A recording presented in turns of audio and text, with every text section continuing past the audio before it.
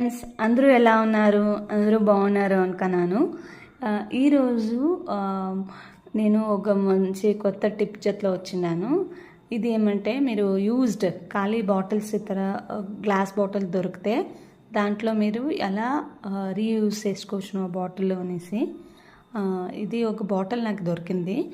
ఆ బాటిల్లోగా నేను ఈ బయట ఆర్టిఫిషియల్ లైటింగ్ వస్తుంది కదా, అది బ్యాటరీతో వస్తుంది, ಮತ್ತು ఛార్జబుల్తో వస్తుంది. నేను బ్యాటరీతో వద్దు, బ్యాటరీ పేలిపోతుంది అనేసి ఛార్జింగ్ వేసుకునేది బ్యాటరీ వద్దనేసి ఛార్జింగ్ పాయింట్ ప్లగ్ తీసుకున్నాను.